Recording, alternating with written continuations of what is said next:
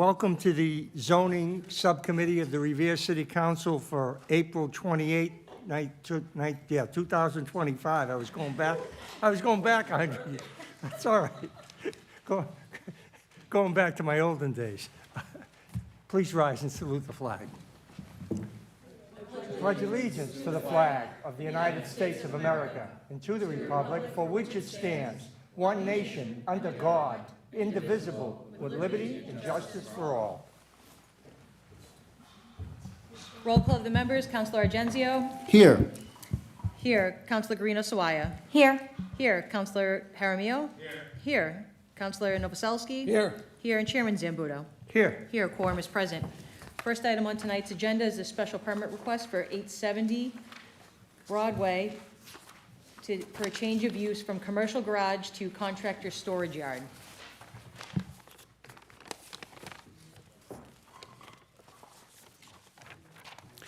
Mr. Chairman, members of the subcommittee. Name and address, please. Joseph Cottogio, 1 Sprague Street, Revere, representing the applicant.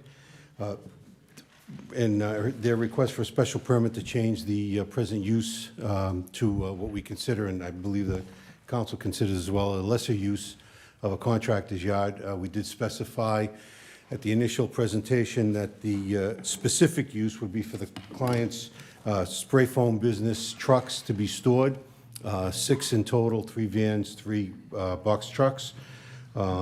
We had some discussions on the building structure.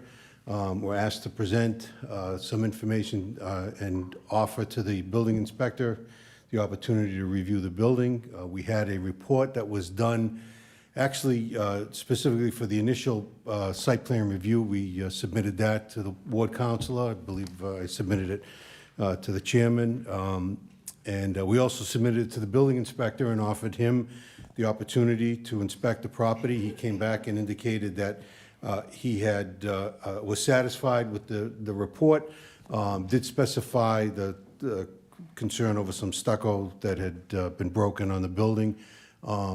Following that, we received a report of recommendations from site plan review that was put together by the building inspector and by Frank Stringy. I believe they've submitted to this subcommittee for inclusion, should the committee approve. My client did review them, is agreeable to all the conditions as presented, and we are hopeful that we can have your approval on this application. Again, we're indicating that it is a lesser use and one that would fit nicely into his business. Thank you. Well, we certainly will include the recommendations of site plan review, and I think there'll be some others added here tonight. And have any councilors have any questions? Councilor Novoselsky. Thank you, Mr. Chairman. Mr. Chairman, as I stated at the public hearing, I have a concern, that may get out of hand. The word storage, they could store anything they want there. I know you're talking about vehicles, but I'm just cautious about what else they may store there. I just don't want to see any piping or wood or anything stored there other than the vehicles.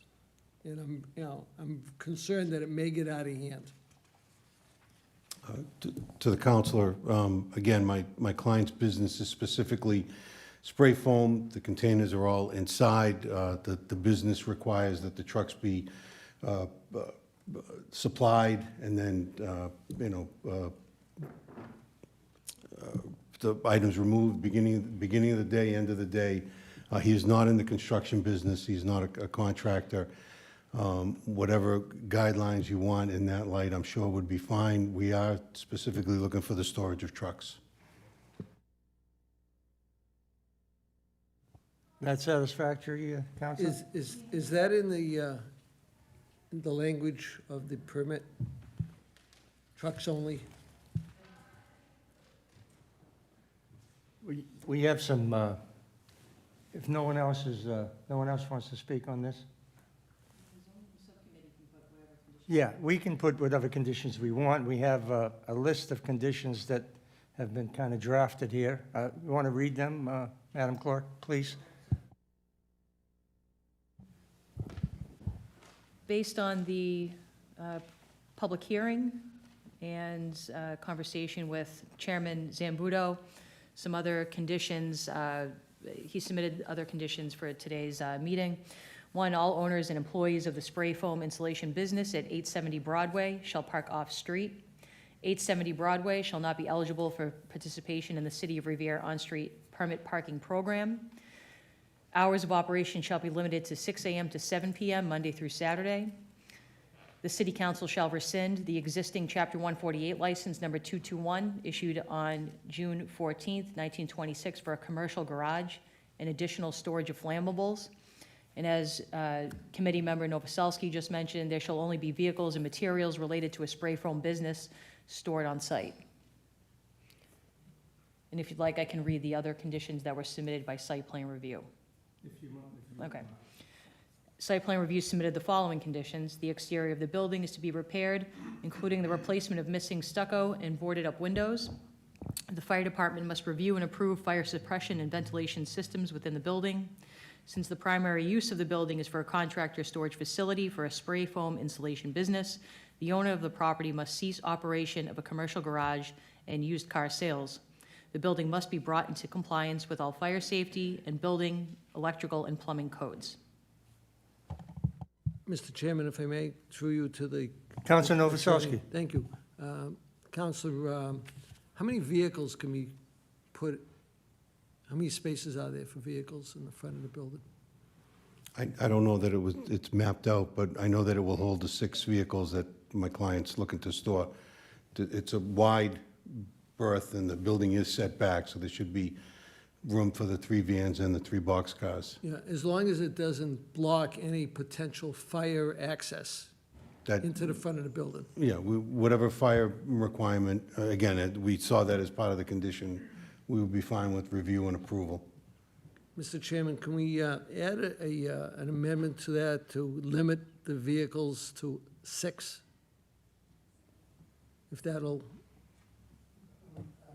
I don't see a problem with adding 3 box trucks and 3 vans. Is that, that That's wouldn't be a what problem? my client's applied for. That's Yeah, so specifically what he I has. just want to make sure that's Yeah, we in there, can, we that's can, limit to we 6. can name, and one of the Remember. things I'm very concerned about is the employees, when they come to pick up these trucks. I don't want them in the street. There's enough parking problems there right now, and the neighbors are all over me. And I promised them that that wouldn't happen, so I'm gonna be all over that. If they should park their cars in the street, there'll be a big problem. So just so we're clear on that, before we leave tonight, we know what to look for, what the problems could be. And that's, as far as I'm concerned, that's one of the biggest problems. If the employees are parking and taking my constituents' parking spaces around there, they already have tight quarters there, and there's already trouble getting, I know they're no longer gonna do the Repairs, right? not only repairs, but they've got some kind of a used car business there, and I've been there when the truck is on Rose Street unloading these cars that they're gonna put in the lot. I don't know where they're transferring to them. I don't know if they're coming from an auction. We better not see any of that anymore. That's gotta end. That's, as part of this permit, that ends. And those are the concerns the neighbors have, and I've heard from a lot of them, and they're not, I've kind of eased their concerns by saying, we're gonna put all these conditions. The conditions are gonna be followed. They're not just conditions. These are conditions that are gonna be enforced, if I have to enforce them myself. We did see them, and we understand them. Great, thank you. I have a counselor in the back who wants to speak here. He happens to be the ward counselor. Thank you, Mr. Chairman. Good evening. Anthony Cogliandro, Ward 3 City Councilor. I have the same concerns as you. We've gotten photos of the employees showing up before 6, loud music, talking, conversing in the middle of the street. These are the things that have to end. We cannot be inundating the neighborhood with noise at that time. I know there's children in the area as well. With that said, I do want to thank Mr. Catogio, though we've been in constant contact. The issues with the disrepair of the building have been addressed through site plan, through Frank Stringi, I believe. The issues with the soot coming out of the roof, that will no longer be happening at all. I think that's already stopped. So those were 2 of the big concerns, and I do agree, 6 vehicles, 3 vans, 3 box trucks, I think that's the max that we want to see in that area. It is surrounded by residential. Overall, I'm okay with this, and I just hope that they can keep the employees quiet during the day and show up, load up, and get out, and that's that. So, thank you very much. Thank you, sir. Anybody else? Madam Clerk? Yeah, favorable recommendation with conditions discussed. Shall the zoning subcommittee offer a favorable recommendation to grant the relief requested, subject to the findings and conditions of site plan review and the zoning subcommittee? Counselor Argenzio? Yes. Yes. Counselor Guarino Sawaya? Yes. Yes. Counselor Jaramillo? Yes. Yes. Counselor Novoselsky? Yes. Yes, and Chairman Zambudo? Yes. Yes, the special permit has received a favorable recommendation for granting. Thank you. Next up is an ordinance further amending the accessory dwelling unit zoning ordinance. Mr. Director. Good evening, councilors. Tom Skrowski, 281 Broadway. Since we last spoke, we had discussed updating our amended ADU legislation to come into compliance with the state, but only after we received the model bylaw that was put together by the Executive Office of Housing and Livable Communities, just so we can make sure that we are implementing the right kinds of reasonable regulations that would pass legal muster. And in addition to that, in the ensuing period, there was a few motions that went in front of the council to request that we initiate a home rule petition process to amend 40A and basically exempt Revere from these regulations. I don't want to speak for the city solicitor, but I know he did respond to the councilors that had submitted the motion to that effect, stating that would not be a politically or a legally viable solution. So what we are left with is the task of amending our ordinance to come into compliance with the state regulation, but doing so in a way that imposes a set of reasonable regulations as defined by the state. So what you have in front of you tonight is, I think, some reasonable regulations that we can impose. I worked on this in partnership with Councilors Argenzio and Kelly, who submitted some of the motions that I referred to earlier. And I'll just go through the changes and then happy to take any questions if you have them. The first change is in section 3 of this section, the use table itself. So by law, we need to allow ADUs by right in any neighborhood where a single-family home is allowed by right. So the first thing we did is removed the Y in the use table for a series of neighborhoods that single-family homes are not being built, nor should they be. This includes the RC, the RC1, RC2, RC3, PDD, PDD2, NB, GB, CB, HB, TED, LI, and IP. These are all districts that are either mixed use or commercial or industrial districts. We don't have any business getting single-family homes built on Broadway or on Shirley Avenue or on Squire Road. So it kind of solves two problems with one. We can clarify our use table to state that single-family homes aren't allowed by right there, but it also then means that those same districts, we don't need to comply with the ADU law. So a lot of the concerns we had about those larger apartment buildings, adding additional units, that settles that pretty significant problem. The second change is on, it's a footnote to the use table where originally we had thought we needed to allow for additional ADUs on a lot by special permit, but they did clarify in the model bylaw that we are not required to. That's a choice. So we are choosing not to allow additional ADUs on a lot. So if you have a single-family home, you build an ADU, you can't build another ADU. So we eliminated that section unless authorized by special permit. This was a discussion I think Councilor Kelly brought up in San Diego where they were allowing bonus ADUs. It basically just became a large apartment building that you're building on a lot. That's not the intent of this regulation. The next major changes come in the requirements section, which is 17.25.20. And there's a series of requirements that we think are reasonable that we are suggesting be imposed here. The first is to allow no new driveway entrances or exits from a street on a lot with an ADU, so vehicle access would be limited to the existing driveways serving the principal dwelling. That's for pedestrian safety reasons, right? We don't want to have additional curb cuts on streets that are already clogged with them, nor do we want additional vehicles on our roads. There shall be no variances granted for ADUs. This is something we saw in a few other communities, and I know was another concern that was raised at the last meeting. This is something that has passed review by our city solicitor. And then site plan review is also going to be required per the ordinance. And there is a section that does appear to be, I might have to double check, additional units being built below the base flood elevation would also be prohibited. And if that's not in this one in particular, I'm just going to have to get the language and clarify that while we're taking questions.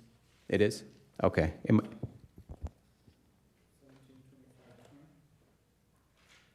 Okay, I might just be missing it because it's not redlined, but perhaps that was because it was already in there.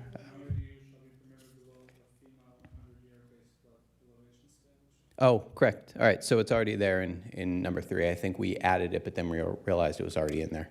Thank you for that clarification, Counselor. And then for off-street parking requirements, so the state has said that within a half mile of any bus stop or subway stop, we are not allowed to require parking.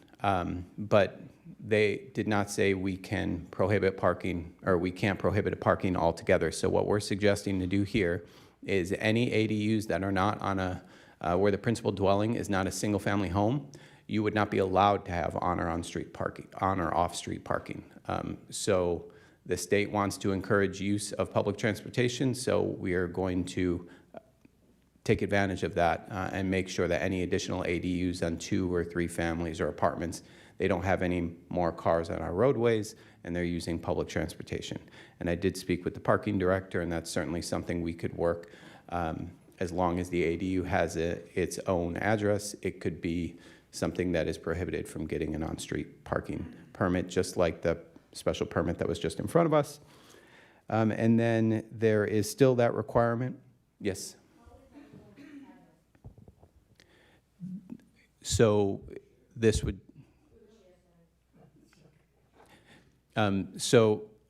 this would be something we could work out with the parking director, but basically, 95 Broadway is 95A Broadway, have its own unique address to that effect. And then, under no circumstances shall more than one parking space be created for an ADU. So even in the cases where you're outside of the half-mile radius and you are required to have parking, or even if you have your own off-street lot that you're able to accommodate an additional parking spot, we're limiting that to 1, because a big concern we heard was about bringing additional cars on the roadway. So if you have an ADU, you can have 1 parking spot. If you're outside a half-mile radius, if you're within a half mile, you're only allowed to have 1 if you're within a single-family home as your principal dwelling. And then the only area where we got more permissive was for detached ADUs, and this is based off the guidance of the model bylaw. If we said they shall not exceed 15 feet, that's basically not allowing for a 2-story ADU in a detached unit, and that's, I think, something where we needed to be a little bit more permissive so we weren't running afoul of the new state law. And, think about garages, things like that. Those are where we're most likely to see detached ADUs. And then we added an additional restriction in the dimensional standards that it has to be at least 10 feet a detached unit from a principal structure. So you don't have a case where you have a principal structure that's built and then, 2 feet in between it. That would be silly. So those are the changes in a nutshell. I'm happy to take any questions that you have. Councilor Argentio. Thank you, Mr. Chairman. I know we were all taken a little bit aback when the state legislature and the government passed this ADU ordinance, and it came kind of a little bit as a shock to us. But I think reasonable restrictions, I think Tom, Mr. Skorowski did a great job. We had worked with him a little bit, and I think these reasonable restrictions would stand up to the test of court, and I think they go a long way in limiting and helping keep the fabric of our existing neighborhoods. So any other suggestions, I'd be very interested in hearing, but I think no variances is a big item in this, and no more than one ADU per lot. So I think this does, at least it relieves my mind a little bit with these restrictions. Thank you. Thank you, Counselor, and I appreciate your effort in tweaking these things. You know that I've always been against these mandated things coming down from the state, and I wish we could not go along with it. Unfortunately, we have to follow the law, but I appreciate you and your colleague, Counselor Kelly, for putting an effort forward to at least tweak this somewhat and make it somewhat palatable, although it might never be to me, but anyone else? Oh, Counselor Guarino Sawaya. Thank you, Mr. Chairman, sorry. Who is going to be handling the permit process with that? Is it the planning department, or is it going to? So they'll all go to site plan review, but the actual permitting process itself would be through the building inspector. And then, and you said there's absolutely no off-street parking? If you are within a half mile of a bus stop, there would be no off-street parking. Okay, so the Riverside neighborhood, if they're building an ADU, So that would be within a half mile of a bus stop, as long as the principal dwelling that is attached to the ADU or to the lot is not a single-family home, you would not be allowed to have parking. and then, once they go in front of conservation and it's in the 100-year floodplain, and conservation says no, it's no, right? There's nothing else they can do. If the project runs afoul of the Wetlands Protection Act or the other laws that govern the Conservation Commission, irrespective of what's in here, it would not be allowed. Thank you. Any other counselors? Counselor Aramayo. Thank you, Tom. So I see here, the maximum gross floor area for ADU shall not be not more than 900 square feet. That's from the model ordinance? Correct, that's from the state. Okay. And nothing in the, sorry, can you define a duplex here? There's a duplex. A duplex would be, I want to give the right definition that's in the zoning ordinance, and I don't have that in front of me right now, but essentially a two-family vertically as opposed to horizontally, which I think is defined as a townhouse. And which would also be denied? It would not be denied. Well, it'd be You not would be allowed. permissible. What, It pardon? would not be permissible? To allow an ADU on a lot where there is a Townhouse? townhouse Yeah. would be permissible, but if you're within a half mile of a bus stop or a Blue Line station, you would not be permitted to have parking.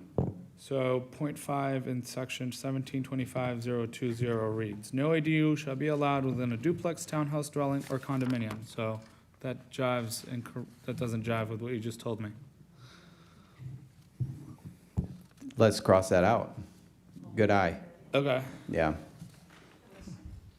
That was a holdover from the previous ADU. so number 5 in 1725.020, Correct. no ADU shall be allowed within a duplex, townhouse dwelling, or condominium. No matter how many eyes we get on this thing, we always gonna find something. So that's a good catch, and that's something we would need to eliminate. Striking subsection 5 of that section. Is that correct? You gonna strike? Yeah, That's okay. correct, thank you. Okay. Okay.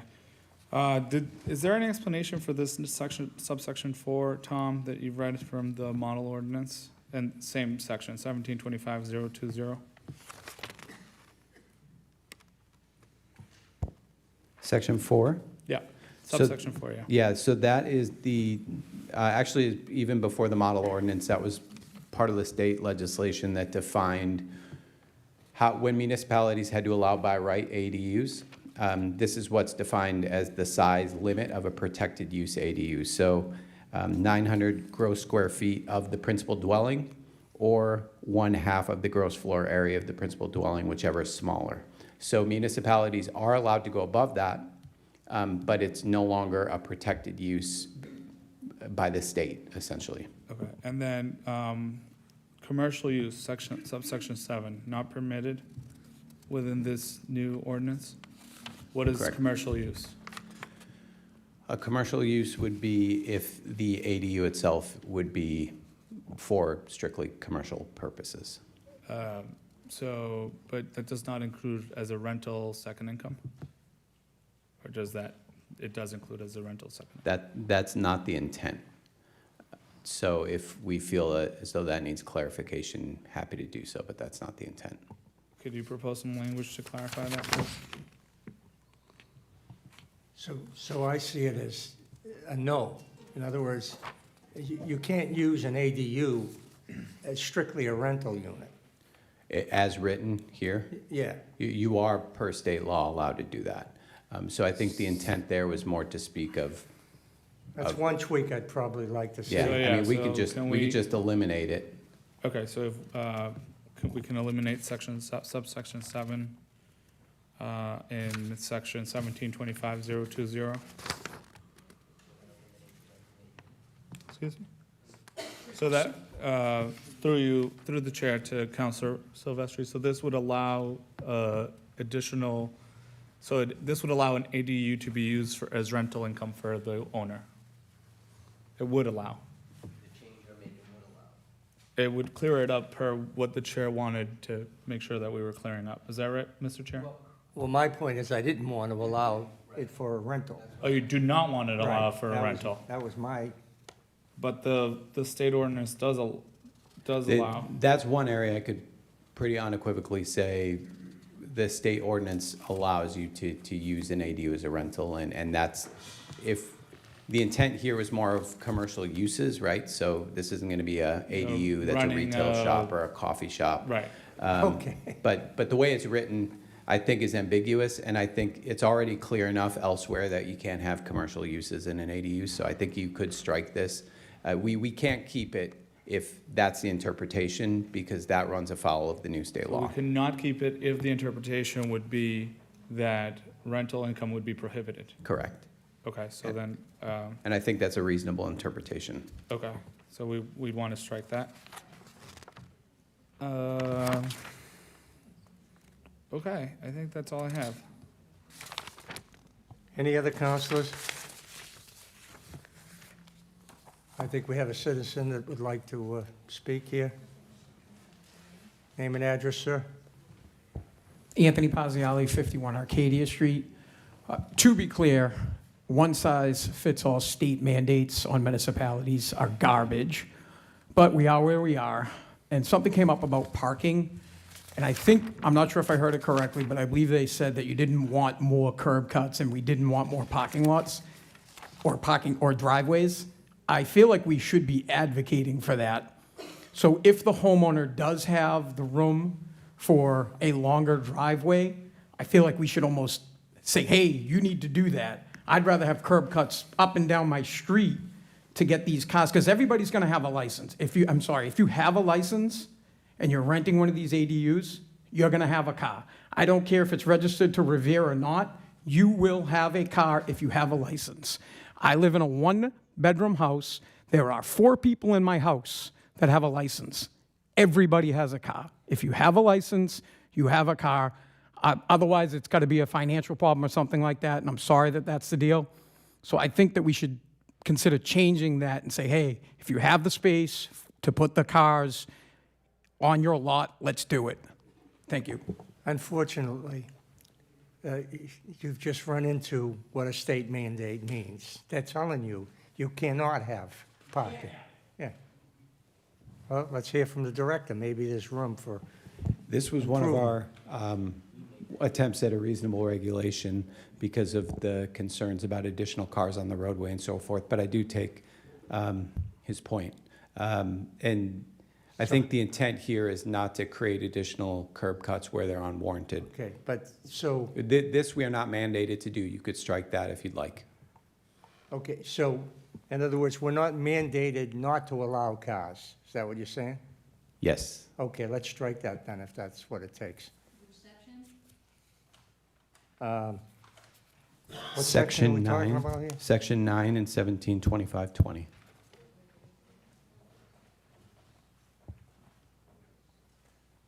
Tom, I have an additional question, Mr. President, Mr. Chair, if you would indulge me. No, go right ahead. How would this jive with our family child care ordinance, where folks, run early education and care centers out of their homes if we're not allowing commercial use in an ADU? So I think that it would still be considered a home occupation, and that would be unchanged. I think the square footage would be the bigger hurdle for an ADU, because there's different square footage thresholds that must be met, and I think it would be much more difficult in an ADU to make that work. So it probably just would be impractical to do that in an ADU as is. Got it. Thank you, Tom. Information on that previous request to strike. Section 1725020, subsection 9, no new driveway entrance or exit from a street shall be constructed on a lot with an ADU. Vehicle access shall be limited to the driveway serving the principal dwelling. That's what the committee wants to strike? Well, if we want to allow parking, we would have to strike that, yeah. Okay, I just wanted to make sure Yeah, that's the language that's being stricken. Well, the citizen and myself agree that, telling people that you can't have parking is crazy, off-street parking. Mr. Chairman? Councilor Agencio. So if we were to allow parking, the curb cuts are mandated by the Department of Public Works. So you can't be more than 20 feet wide, you can't park in front of a house. Those regulations would still stand. Correct. Okay. And to citizens' point of enlarging a driveway or a parking area, you could still do that. It's just not additional curb cuts. Right, so I know when I was giving out driveway permits as superintendent, sometimes the neighborhood would get upset with a lot of curb cuts, because as you give a curb cut, that means there's one less spot to park, on the street. So some people feel one way, some people feel another. You are getting a car off the road, but then somebody can't park there anymore. So, thank you. And you've certainly the expert on curb cuts over your 40 years of Okay, so, Councilor Cogliano. Good evening, Anthony Cogliandro, Ward 3 Councilor. Just a clarification, I guess. So the state law says that we can make reasonable change, is that correct? That's my idea of it, yeah, Is my that- interpretation. Just the wording, if you don't mind, Tom. Sure. So I wrote this down because I figured it'd be a question. So reasonable regulations that serve a legitimate municipal interest, but do not result in the complete nullification, excess costs, or substantial interference without a legitimate municipal interest. Thank you. So my And I don't question, think we've done any of that. so my question is, who determines what's reasonable? We do. We do? Okay, we're the ones who decide how we define reasonable as it pertains to this ADU law, the council. Well, if I had my druthers, the ADU law wouldn't This is important exist, because so- this is incredibly vague. It's incredibly vague, and if we're gonna adopt this, and I understand it's a state law, I think we need to be very careful about what we do, and we need to, I really wanna know what reasonable means. Because Revere, as it was just stated, it's a state mandate, it applies to everyone. So Revere is different from, as I said, Ipswich or Springfield or whatever it may be, whatever city. So if we have the opportunity to make reasonable change, whatever that defines as for Revere, we should do that to cater to our city. We already have ADU in ordinance. Can we just plug and play that in with this? That's my question. Thank you.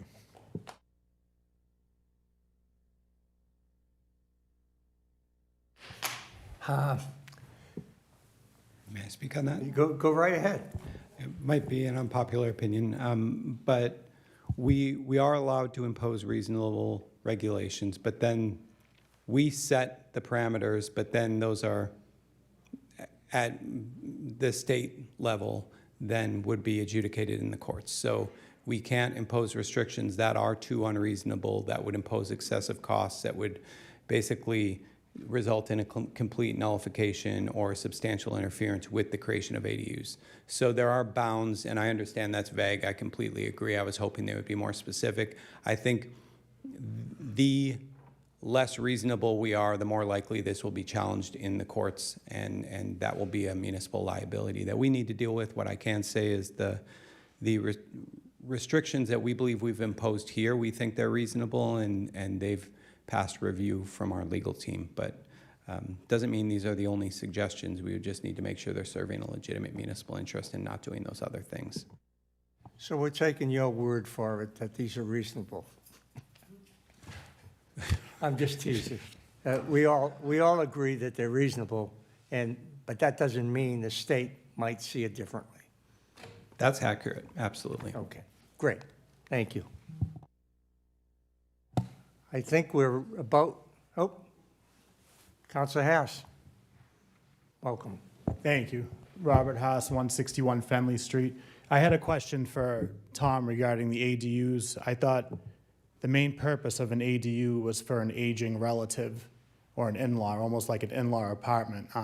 That's what I've read is the major bonus, and I know that's been overlooked. But I was wondering why we're even talking about putting new driveways in if that's the main goal of an ADU is for an aging relative. Thank you. I'm not sure that that's the way the ADU is actually interpreted as for an aging relative. I think it's much broader than that, unless I'm. I know it's not. I know that different. was one of the big things that the state. It was one of the selling talks points, about, but I don't exactly. know that it was, it was carved out for that. I just don't know Yeah. why we're talking Well, about that's- new driveways. Well, and, because maybe we had Tom can input help that answer that. people, if you're gonna have other people living in a dwelling, they're probably gonna be driving, and do we want them on the street? And, it's easy to say in a law that you're not allowed to have any new curb cuts or driveways, but is it practical? So, Mr. Director, you want to answer his question? Was there a carve-out for, is it strictly for an aging relative, or how I do you see think this? that is what a lot of people think of when they think of ADUs, and that's certainly how they traditionally have been in Revere, and a lot of communities over decades. I think Newton's had that in their regs for over 40 years. But this definition that the state's imposed is not just for relatives. It actually mirrors California, done similar legislation, and for what it's worth, even once they opened it up, studies had showed about 61% of ADUs are for relatives, so the bulk actually end up being for a relative, but they aren't exclusively, and that's not how it's written. And that is one of those areas that I don't think there's any gray area. If we said it was only for blood relatives or only for owner-occupied principal dwellings, that would most certainly run afoul of the state regulation. Thank you, Councilor Amaral. You got something else? Yeah, sorry, through you to Tom. Sorry, Tom, my favorite guy, you. Okay, so back to 1725-020. No ADU shall be permitted below the FEMA 100-year base flood elevation established on the FEMA 100-year flood hazard map for the city of Revere. And 1725-040, no more than 25% of a rear yard and side yard may be occupied by a detached ADU. So if someone couldn't build a basement unit per Section 3 of 1725-020, they would not be able to use 25% of their rear or side yard for a detached unit. Is that correct? I'm not understanding how they're connected. So if they were in a 100-year flood hazard map and did not want to build an ADU in their basement because they're in that map and this prohibits it, would it also prohibit them from building in their side or backyard? Oh, because they're in a floodplain? Yes. It would depend on a determination of the Conservation Commission, ultimately. If they built it in a certain way, perhaps not. It's not a complete outright prohibition on building. You have to follow the standards of the Wetlands Protection Act, but Okay, so do it you would have be, those? it would be much harder, to your point, to do that. So they'd have to get essentially an appeal from the government. Order of conditions from the Conservation Commission with their building. Yeah, it would be built on stilts or something, right? Okay, Right. thank you. Okay, anybody else? Here we go. Come on.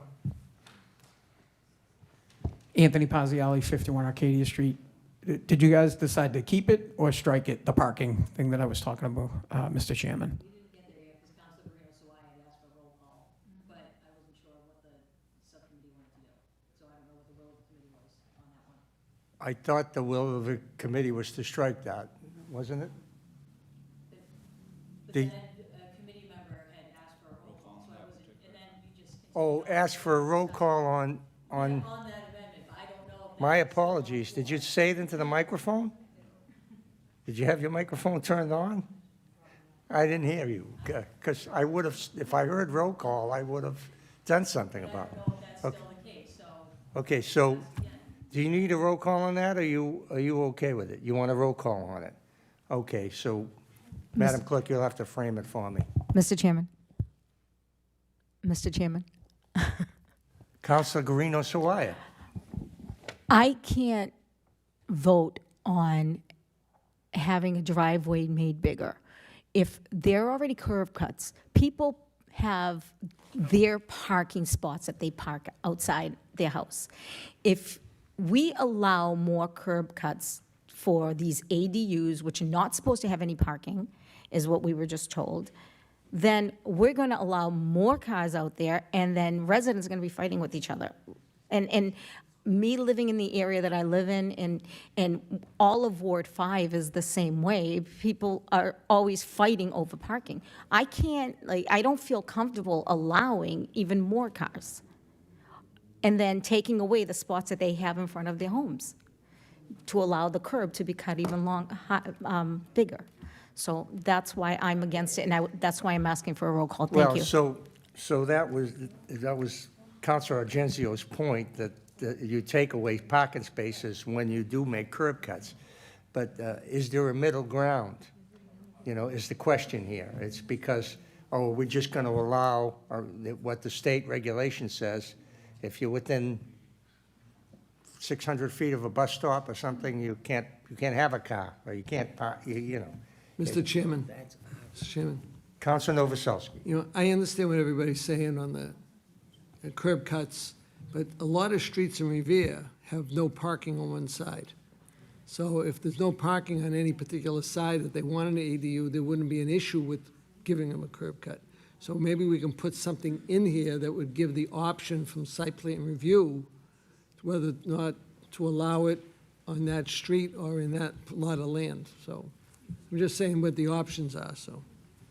So the question is, are we going to solve this tonight, or are we going to put this in committee and try to work this out, or what is the will of the committee here?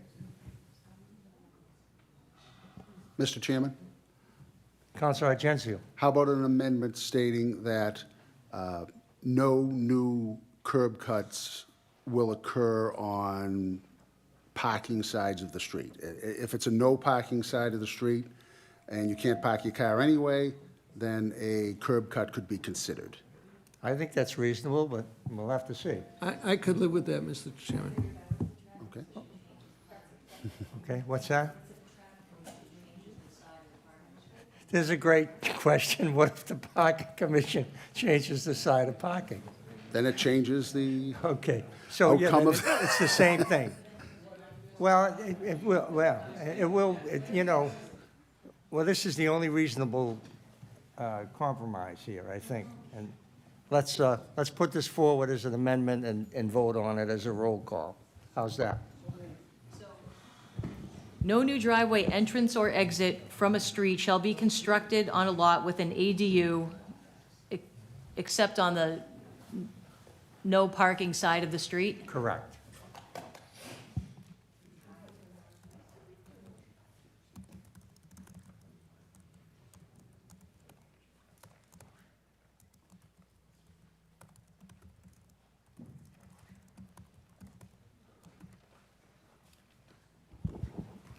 So subsection 9 would read as follows, if this amendment is approved: no new driveway entrance or exit from a street shall be constructed on a lot with an ADU except on the no parking side of the street. Vehicle access shall be limited to the driveway serving the principal dwelling.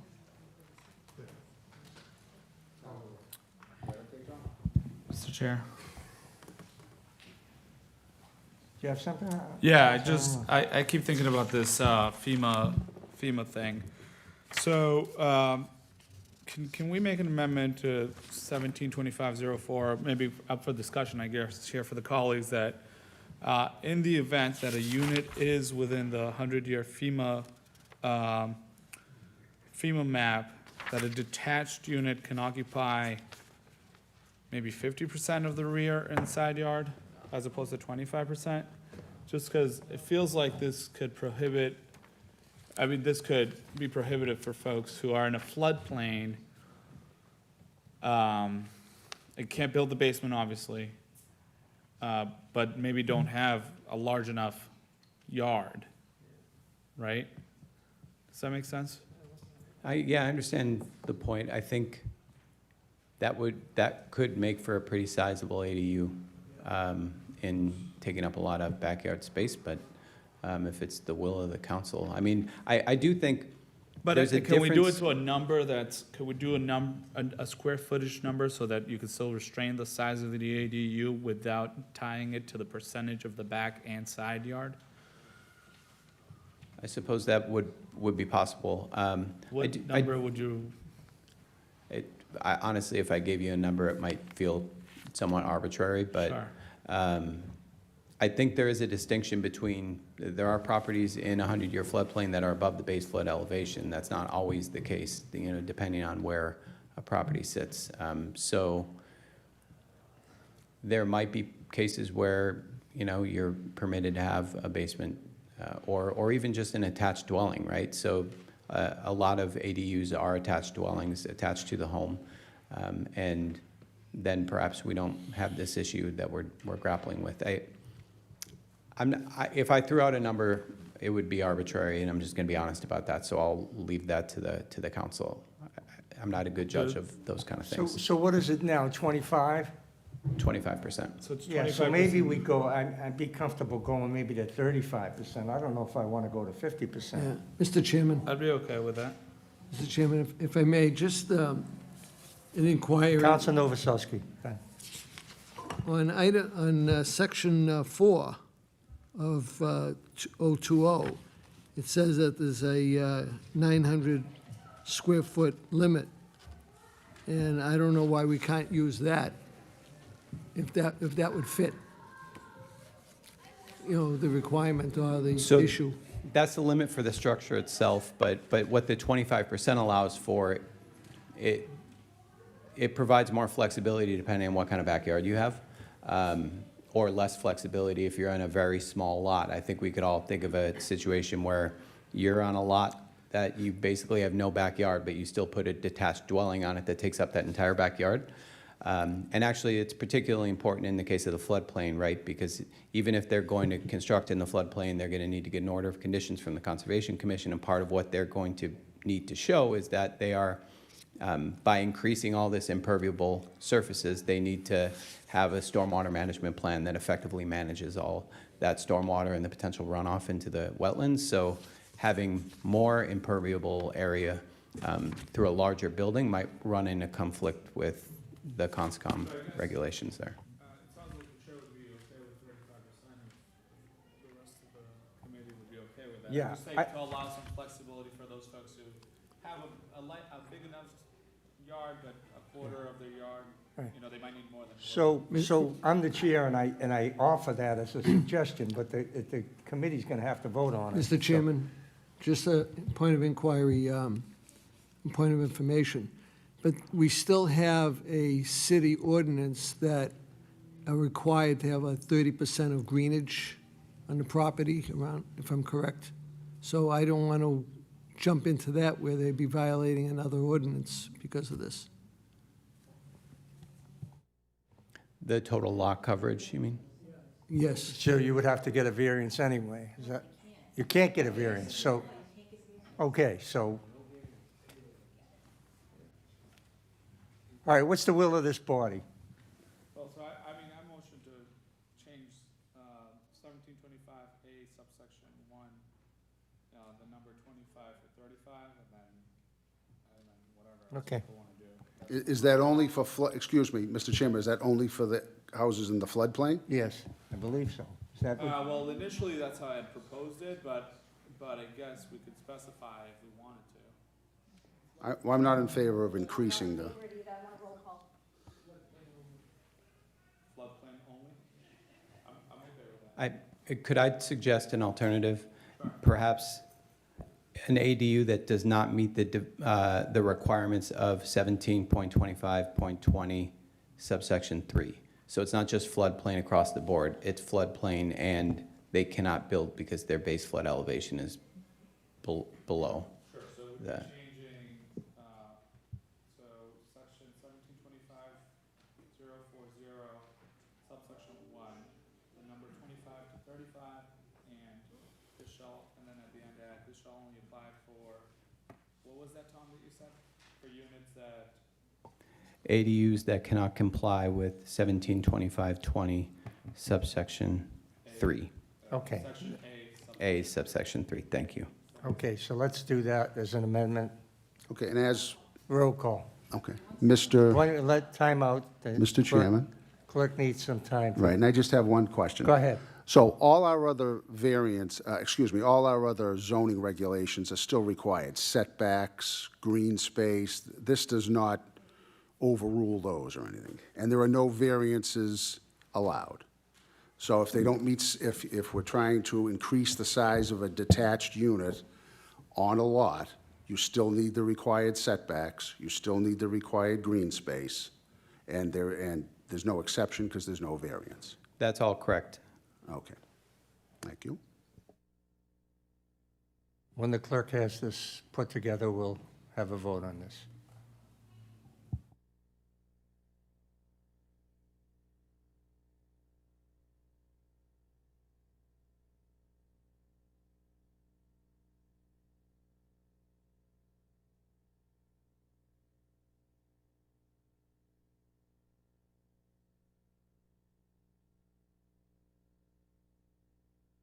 No more than 35% of the rear yard and side yard may be occupied by a detached ADU, except for ADUs potentially located within the 100-year floodplain.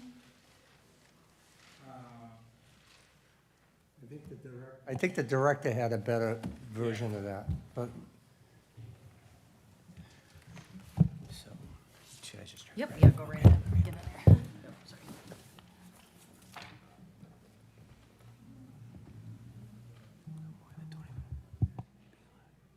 so it'd be for ADUs that do not comply with 1725.02, section A, subsection 3. That's what already no more than 35% of the rear yard and side yard may be occupied by a detached ADU. So this is only for detached ADUs.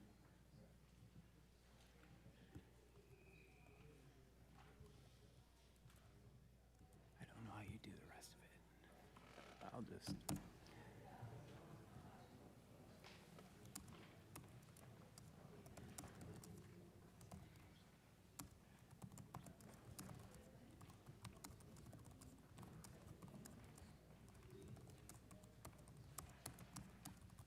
I don't know how you do this under pressure.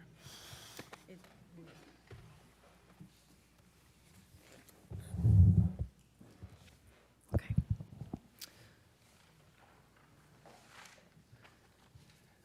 I didn't know how to cite that properly. This is, you can just do 1725.020 subsection 3. Okay, we just do a parentheses. so- There's an A as well there, which there probably shouldn't be if we're.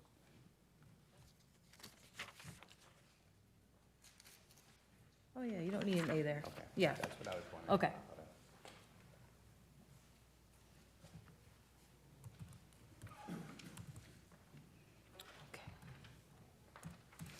Okay. So the amendment to 1725040, detached ADUs, subsection 1, is amended by reading no more than 35% of the rear yard, no more than 25% of the rear yard and side yard may be occupied by a detached ADU, period. For ADUs that cannot comply with 1705020 subsection 3, no more than 35% of the rear and side yard may be occupied by a detached ADU.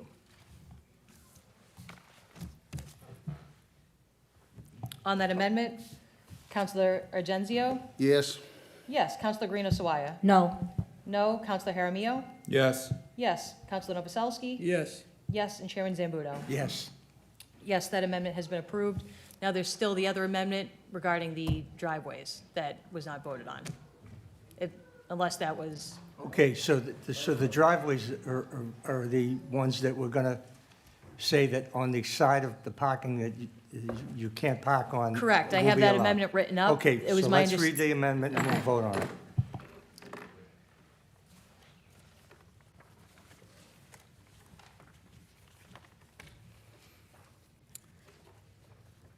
And the last amendment that was discussed was for section 1725020, subsection 9. No new driveway entrance or exit from a street shall be constructed on a lot with an ADU except on the no parking side of the street. Vehicle access shall be limited to the driveway serving the principal dwelling. Roll call. Roll call on that amendment. Counselor Argenzio? Yes. Yes. Counselor Guarino Sawaya? Yes. Yes. Counselor Jaramillo? Yes. Yes. Counselor Novoselsky? Yes. Yes. And Chairman Zambudo? Yes. Yes, that amendment has been approved. Okay, so I think we're ready to vote on this whole ordinance now, this whole package. Sure. Sorry, a point of clarification, Mr. Chair. All the other amendments we discussed were just adopted, right? Like striking the certain sections. On subsection 5 and subsection 7 of 1725020 have been stricken. There was no roll call or any further discussion requested on that. Right. Okay. Not needed. Thank Okay. you. So we're ready to vote the package. Okay. Shall the zoning subcommittee provide a favorable recommendation to the full city council to adopt the zoning ordinance further amending zoning for accessory dwelling units? Counselor Argenzio? Yes. Yes. Counselor Guarino Sawaya? No. No. Counselor Jaramillo? Yes. Yes. Counselor Novoselsky? Yes. Yes. And Counselor Zambudo? Yes. Chairman? Yes, the ordinance as amended has received a favorable recommendation and will be forwarded to the full city council for roll call. No further business. No further business. Thank you all for attending.